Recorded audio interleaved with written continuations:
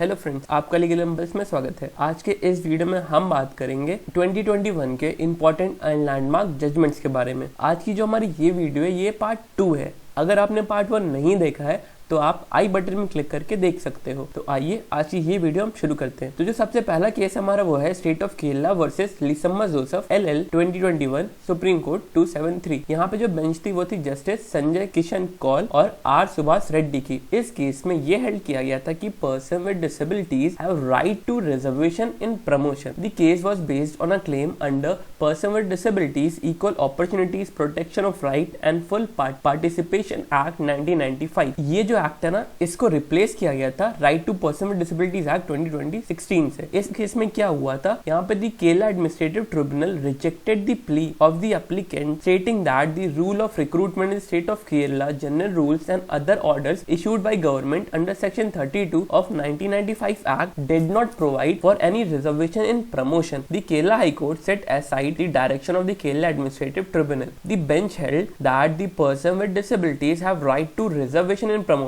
It held so while dismissing an appeal filed by state of Kerala against a judgment of Kerala High Court. Further, the apex court directed the Kerala government to implement reservation in promotion for disabled within 3 months. अब ये जो case है इसमें important चीजें जो कही गई हैं वो हम देख लेते हैं। इसमें ये कहा गया है ये 1995 act recognises right to reservation in promotion. Second point, identification of post for reservation as per section 32 of 1995 act is a prerequisite for appointment, but appointment can not be frustrated by refusing to identify the post. The absence of provision for reservation in recruitment rules will not defeat the right of person with disability as such right flows from legislation. Reservation to promotion can be given to a person with disability even if the person was not originally appointed in PWD quota. Further, the responsibility to provide equal opportunity to a disabled person does not end with giving them reservation at the time of recruitment. Legislative mandate provide for equal opportunity for career progressions included promotions. अब जो India में Person with Disabilities Act 2016 है ये लाया गया था United nation convention on right of person with disabilities को fulfil करने के लिए। इस एक्ट के ऑब्जेक्टिव को फुलफिल करने के लिए right to person with disabilities act 2016 लाया गया था। क्यों लाया गया था? इसलिए लाया गया था क्योंकि जो इंडिया है वो इस कन्वेंशन की सिग्नेटरी है, वो इस कन्वेंशन में मेंबर है। The convention was adopted by general assembly in December 2006 and it came into force by May 2008। अब हम जान लेते हैं कॉन्स्टिट्यूशन में कॉन्स्टिट्यूशनल प्रोविजंस कौन कौन से जो डिसेबल्ड पर्सन से रिलेटेड है। तो जो आर्टिकल 41 है हमारा, जो DPSP है, वो ये कहता है State shall make effective provision for securing right to work, to educate and to public assistance in cases of unemployment, old age, sickness and disablement within the limit of its economic capacity and development. इसके बाद जो है वो entry 9 list to schedule 7, उसका जो subject है वो ये है relief of disabled and unemployable is specified in the state list of the 7th schedule of the constitution. तो ये दो चीजें जो है ये constitution में दी गई है disabled से related। इसके बाद इसी सभी मुद्दे से प्रमोशन से रिलेटेड कुछ इंपॉर्टेंट बातें जो आपको जाननी चाहिए। तो सबसे पहला जो है पर्सन विद डिसेबिलिटीज की मीनिंग क्या है, ये क्लार्ट में पूछा गया था। तो सेक्शन 2S 2016 एक्ट का डिफाइन करता है person with disability means a person with long term physical, mental, intellectual or sensory impairment which in interaction with barriers hinders his full and effective participation in society equally with others. अब जो section 2T 1995 का act है वो भी person with disability को बताता है। इसका मतलब क्या होता है, वो ये कहता है person suffering from not less than 40% of any disability as specified by a medical authority. अब जो सेक्शन 2I 1995 का एक्ट था उसने डिसेबिलिटी का मतलब क्या होता है उसको भी बताया। तो डिसेबिलिटी मींस यहाँ पे उसने 7 काइंड्स ऑफ डिसेबिलिटी बताई है। अगर ये 7 काइंड्स ऑफ डिसेबिलिटी है तभी वो पर्सन विद डिसेबिलिटी कहलाएगा। अब सेक्शन 2R जो है वो डिफाइन करता है पर्सन विद बेंचमार्क डिसेबिलिटी का मतलब क्या होता है, means a person with not less than 40% of specified disability. मतलब कि अगर कोई भी पर्सन लेस देन 40% है डिसेबल तो वो ये नहीं कहलाएगा कि वो पर्सन विद बेंचमार्क डिसेबिलिटी है। अब हर्ट अलाइनमेंट जो होता है इसके ऊपर मुद्दा ये उठा था कि हर्ट अलाइनमेंट जो है क्या वो डिसेबिलिटी के अंदर आएगा, क्या वो डिसेबिलिटी की मीनिंग के अंदर आता है।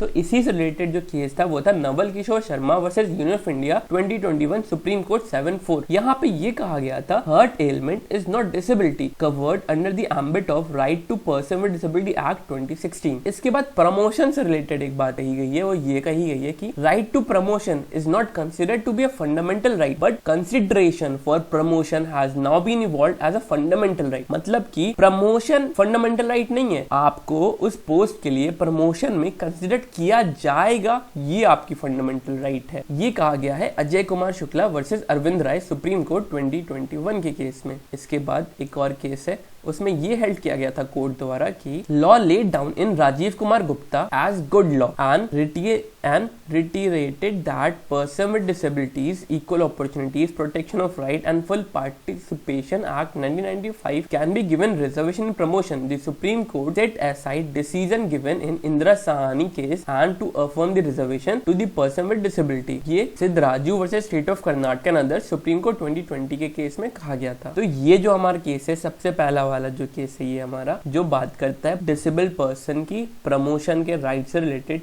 ये कॉम्पिटेटिव पॉइंट ऑफ व्यू से, क्लैट या आईलेट पॉइंट ऑफ व्यू से बहुत इंपॉर्टेंट है, आप इसे जरूर याद रखिएगा। तो इसके बाद जो हमारा केस है वो है Madras bar association versus union of India LL 2021 supreme Court 296। यहाँ पे जो बेंच थी वो थी justice L Nageswara Rao, S Ravindra Bhat और हेमंत गुप्ता की। यहाँ पे ये कहा गया था tribunal reform ordinance Supreme Court strike down provision fixing term of members as 4 years।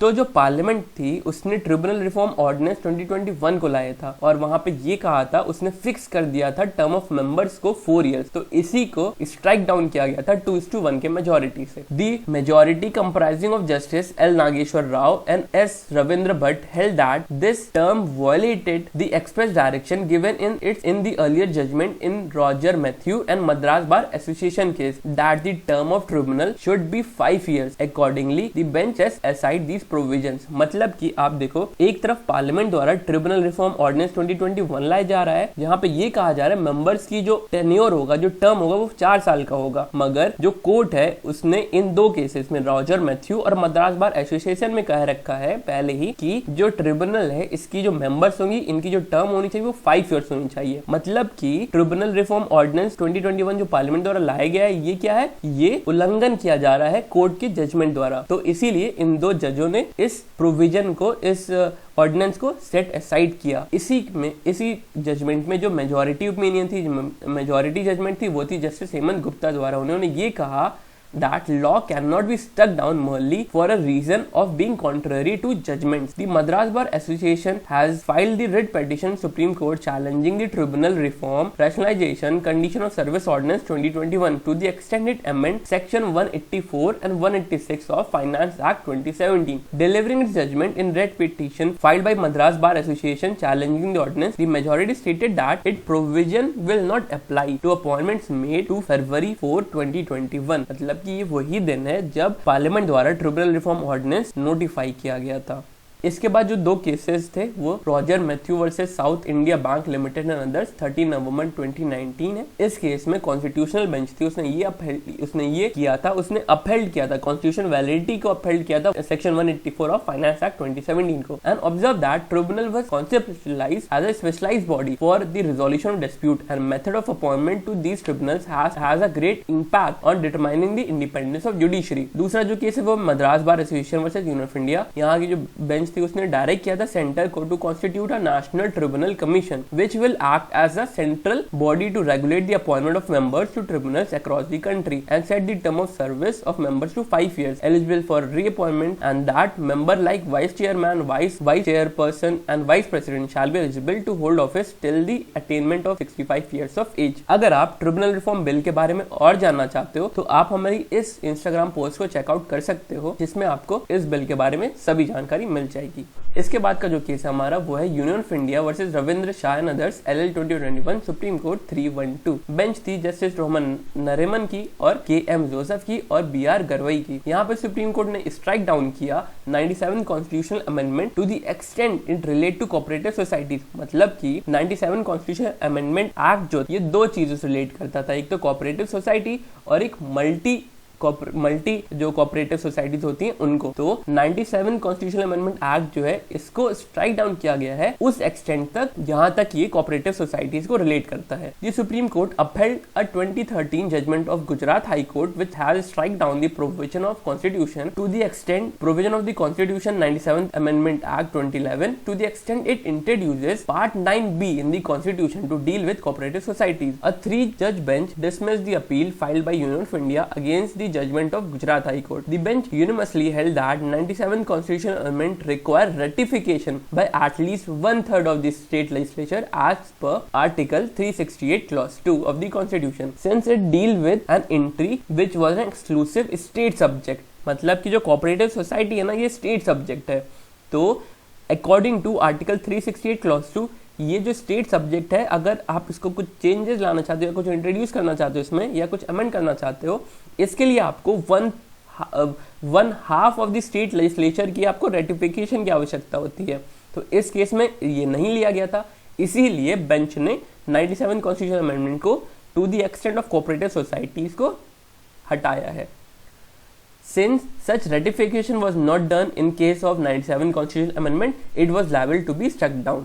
Under Article 368 Clause 2, Parliament can amend the Constitution by passing a bill with a special majority. Since such ratification was not done in case of 97th Amendment, it was liable to be struck down. Upheld the validity of provisions related to multi-state cooperative societies. मतलब कि supreme court ने इस case में 97th Amendment Act जो लाया गया था उसमें मल्टी स्टेट कोऑपरेटिव सोसाइटीज की जो बात की गई थी उसकी वैलिडिटी को अपहेल्ड किया है और कोऑपरेटिव सोसाइटीज जो थी उसकी वैलिडिटी को डिनाई किया है। It did not strike down the provision of Part 9B of amendment concerning multi-state cooperative societies due to lack of ratification. मतलब कि ratification due to lack of ratification cooperative societies वाले part को हटाया गया है और multi-state cooperative societies वाले part को due to lack of ratification नहीं हटाया जाए क्योंकि यहाँ पे की आवश्यकता ही नहीं है। When it comes to multi-state cooperative society with the object not confined to one state, the legislative power would be that of Union of India, which is contained in entry 44 list 1 of the Union list. It is declared that Part 9B of the Constitution is operative only insofar as it concerns multi-state cooperative societies both with various states and in union territories.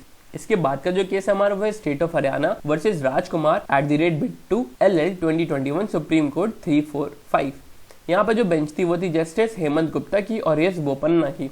यहाँ पे ये upheld किया गया था कि governor can exercise pardon power even if prisoners has not undergone 14 years of imprisonment. The Supreme Court has observed that power of governor under Article 161 of the Constitution to commute the sentence or to pardon will override the restrictions imposed under Section 433A of the Criminal Procedure Code. अब देखिए आप यहाँ पे Section 433A जो है CRPC का वो ये कहता है किसी भी प्रिजन जब तक वो 14 years imprisonment नहीं कर लेता है तब तक उसको पार्डन नहीं किया जा सकता। मतलब कि मिनिमम मतलब जो उसे होना चाहिए 14 years ऑफ इम्प्रिजमेंट उसे करना ही करना है।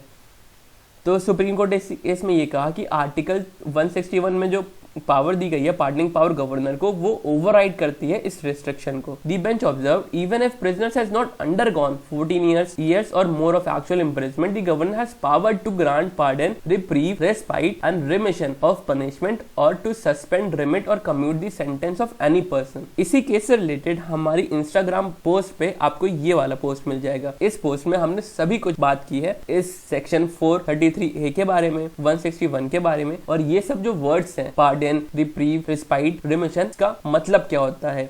इसके बाद जो केस है वो है यूनियन ऑफ इंडिया वर्सेस ओंकार नाथ धर LL 2021 सुप्रीम कोर्ट 372। यहाँ पे जो बेंच थी वो थी जस्टिस हेमंत गुप्ता और AS बोपन्ना की। यहाँ पे ये हेल्ड किया गया था right to shelter does not mean right to government accommodation. अब आप पूछोगे राइट टू शेल्टर तो है नहीं कॉन्स्टिट्यूशन में। अब आप देखिए कि कुछ राइट्स ऐसे होते हैं ना जो एक्सप्रेसली मेंशन किए गए कॉन्स्टिट्यूशन में और कुछ राइट्स ऐसे होते हैं जो इम्प्लाइडली प्रेजेंट है मगर वो एक्सप्रेसली मेंशन नहीं है। तो राइट टू शेल्टर एक ऐसा ही राइट है जो इम्प्लाइडली प्रेजेंट है मगर वो एक्सप्रेसली मेंशन नहीं है। अब कहां प्रेजेंट है? ये आर्टिकल 21 में प्रेजेंट है जो बात करता है राइट टू लाइफ और पर्सनल लिबर्टी की।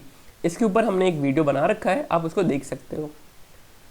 इस केस में The right to shelter does not mean right to government accommodation. The Supreme Court observed while setting aside a Punjab and Haryana High Court order allowing a retired intelligence bureau officer to retain government accommodation. The court observed that government accommodation is meant for serving officers and officials and not to retirees as benevolence and distribution of largesse. The bench added that compassion, however genuine, does not give a right to a retired person from continuing to occupy a government accommodation. The right to shelter is a fundamental right that may not be disputed, but such a right of shelter is granted to millions of Indians who do not have shelter. A section of society, more so retired government employees who had earned pensions, drawn retirement benefits, cannot be said to be in such conditions where government should provide government accommodation for an unlimited period. इसके बाद जो case है हमारा वो है north western railway and others versus Sanjay Shukla LL 2021 SC 427। Bench थी justice MR Shah और अरिंदो बोस की। यहाँ पे ये हेल्ड किया गया था railway liable to pay compensation for late arrival of trains if delay is not explained or justifiable. The Supreme Court has held that until and unless the railway provides evidence and explain the late arrival of trains to establish and provide that delay occurred because of reason beyond their control, they would be liable to pay compensation for such delay. The bench observed unless and until the evidence is laid explaining the delay and it is established and proved that delay occurred which was beyond their control and or even there was some justification for delay, the railway is liable to pay compensation for delay and late arrival of trains.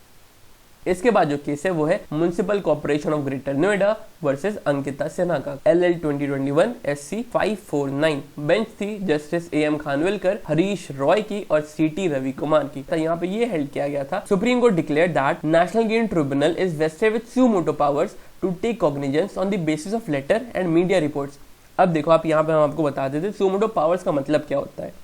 अब देखो case court में कोई भी case कैसे आता है, person द्वारा आता है। जब पर्सन कुछ डिस्प्यूट या कुछ इश्यूज को फाइल करते हैं तभी वो मुद्दा केस के सामने आता है। मगर suo motu में क्या होता है, कोर्ट जो है अगर उसे लगता है जहां पे उसे आवश्यकता या कुछ उसे पता चलता है कि ये कुछ ग्रेव चीजें हो रही हैं तो वहां पे वो खुद से ही उसको कॉग्निजेंस ले सकता है। तो इसी कॉग्निजेंस पावर को suo motu पावर कहते हैं। The bench delivered the judgment on a batch of petition which raised the issue whether NGT has a suo motu jurisdiction। The court held that NGT must be seen as a sui generis institution as the National Green Tribunal Act 2010 provides the tribunal with wide-ranging powers beyond that of mere adjudicatory body. Opining on the intention behind the legislature in establishing such a tribunal, the court held NGT Act, when read as a whole, give much way to the NGT to go beyond a mere adjudicatory body. The Parliament's intention is clearly discriminable to create a multifunctional body with the capacity to provide redressal for environmental exigencies. The NGT must be seen as a sui generis institution and not uni multrum, and it is special and exclusive role to foster public interest in areas of environmental domain delineated in the enactment of 2010 must necessarily receive legal recognition of this court. The court also acknowledged that environmental impact on climate change is gaining increasing visibility and in recent times, and thus the NGT must be given discretion to exercise suo motu powers in order to salvage adverse environmental consequences for generations to come। मतलब कि आप देखो जो environment है ना, environment की जो exigencies है, जो मतलब इन्वायरमेंट के ऊपर जो इम्पैक्ट पड़ रहा है वो बहुत ज़्यादा तेज़ी से बढ़ रहा है। इसीलिए जो NGT है इसको suo motu पावर्स देना चाहिए ताकि वो इन्वायरमेंट में जो कॉन्सिक्वेंसेज हो रही हैं, जो इश्यूज हो रहे हैं उसको अच्छे से ओवरकम कर पाए, उसे सही से देख पाए। तो जो नेशनल ग्रीन ट्रिब्यूनल है इसे स्टैब्लिश किया गया था 18 अक्टूबर 2010 को और इसके प्रेसिडेंट अभी के जो चेयरमैन है वो है जस्टिस आदर्श कुमार गोयल की। तो जो NGT है ये स्पेशलाइज्ड ट्रिब्यूनल है to act on the issues where dispute arise under 7 specialised laws. तो ये जो 7 स्पेशलाइज्ड लॉज हैं, अगर इसके अंदर इनमें अगर कुछ डिस्प्यूट अराइज होता है, कुछ इश्यूज अराइज होता है तो नेशनल ग्रीन ट्रिब्यूनल जो है वो इन सभी चीजों के ऊपर डिस्प्यूट के ऊपर एडजुडिकेट कर सकती है। नेशनल ग्रीन ट्रिब्यूनल है, इसकी 5 जगहों पर सीटिंग है। इनमें से जो न्यू दिल्ली में ये प्रिंसिपल प्लेस ऑफ सीटिंग है इसकी। NGT is mandated to make disposal of application or appeal finally within 6 months of filing the same. Decision of the tribunal is binding. The decision tribunal can be challenged within 90 days in Supreme Court. मतलब कि अगर आपसे कोई पूछता है national green tribunal द्वारा अगर कोई डिसीजन दिया गया, आप इसे कहाँ चैलेंज करोगे, तो इससे हम सुप्रीम कोर्ट में चैलेंज कर सकते हैं। कितने दिनों में कर सकते हो आप, तो विद इन 90 डेज कर सकते हो। चेयरमैन या इसमें जो होते हैं वो होल्ड करते हैं term for the period of 5 years and it not eligible for reappointment. The chairman is appointed by central government in consultation with chief justice of India. अब एनजीटी से रिलेटेड एक फैक्ट है, वो ये है, India became third country in the world to set up a specialized environmental tribunal only after Australia and New Zealand and first developing country to do so। इसी से NGT से related एक और केस है, वो है Sanghar Zuber Ismail versus ministry of environment forest and climate change LL 2021 supreme Court 420। Bench थी justice DY Chandrachud, MR Shah और हिमा कोहली की। यहाँ पे ये हेल्ड किया गया था कि adjudicatory function of national green tribunal can not be delegated to expert committee. The Supreme Court has observed that adjudicatory function of national green tribunal can not be assigned to committees. The bench observe the discharge of its function can not be obviated by taking committees to carry out a function which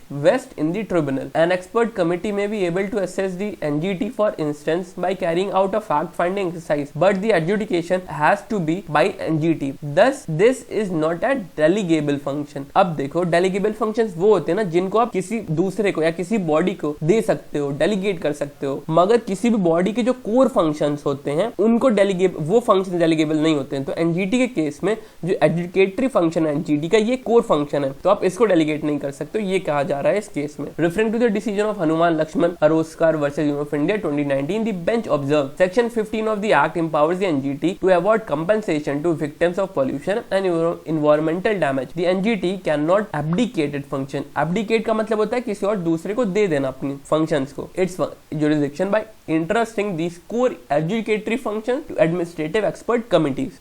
इसके बाद जो case है हमारा वो है common cause RSS society versus union of India LL 2021 supreme court 429। यहाँ पे जो बेंच थी वो थी जस्टिस L नागेश्वर राव और BR गरवी की। यहाँ पे ये हेल्ड किया गया था कि director of enforcement can be appointed for a period of more than 2 years। The Supreme Court has held that director of enforcement can be appointed for a period of more than 2 years by following the procedure prescribed under section 25 of the Central Vigilance Commission Act 2003। The bench also upheld the power of Union of India to extend the tenure of director of enforcement beyond period of 2 years। It clarified that extension of term granted to officers who have attained the age of superannuation should be done only in rare and exceptional cases। The court was delivering a judgment in a PIL that challenged extension of tenure given to ED director SK Mishra। The court however held that SK Mishra's term should not be further extended। तो इन लोगों की जो ये मतलब tenure था, इसको extend करने के लिए पार्लियामेंट द्वारा दो बिल इंट्रोड्यूस किए गए थे। वो थे central vigilance commission amendment bill 2021 और Delhi special police establishment amendment bill 2021। तो central vigilance commission bill 2021 provides the tenure of ED director can be extended for 1 year at a time on recommendation of committee subject to maximum period of 5 years। मतलब कि जो ED director हैं उनकी जो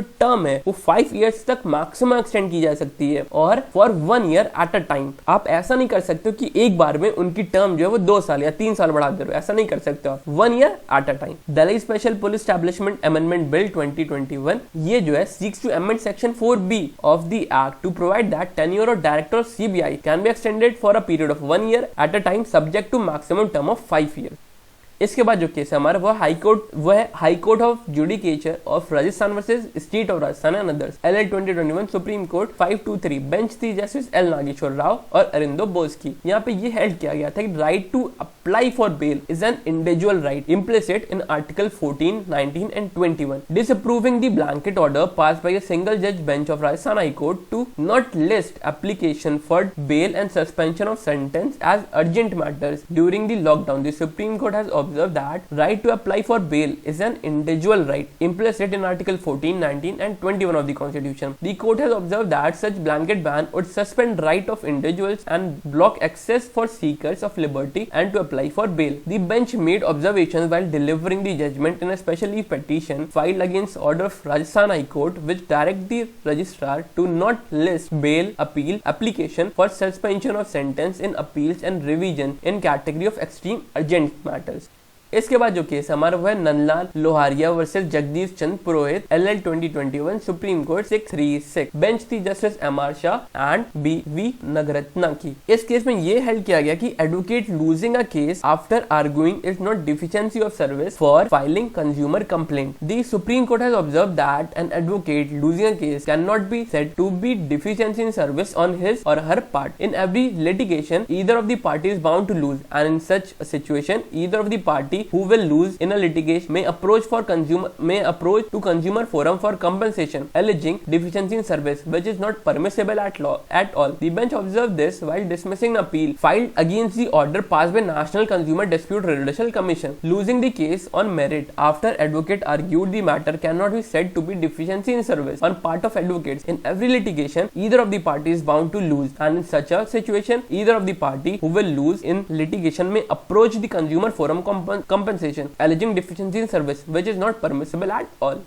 इसके बाद जो केस है हमारा वो है central bureau of investigation versus थुमंद्रू नथ Vijay Lakshmi LL 2021 supreme court 551। Bench थी जस्टिस DY चंद्रचूड़, विक्रम नाथ और BV नगरत्ना की। इस केस में ये हेल्ड किया गया था preliminary inquiry by CBI in corruption cases is not mandatory, accused can not demand it as a matter of right. The Supreme Court held that preliminary inquiry by central bureau of investigation in cases of corruption is not mandatory. The bench observe in case the information receive by CBI through a complaint or source information discloses commission of cognizable offense, it can directly register a regular case instead of conducting a preliminary inquiry where the officer is satisfied that information discloses commission of a cognizable offense. The Supreme Court stated that an FIR will not stand vitiated because the preliminary inquiry has not been conducted. The court clarified that if CBI choose not to hold preliminary inquiry, the accused cannot demand it as a matter of right.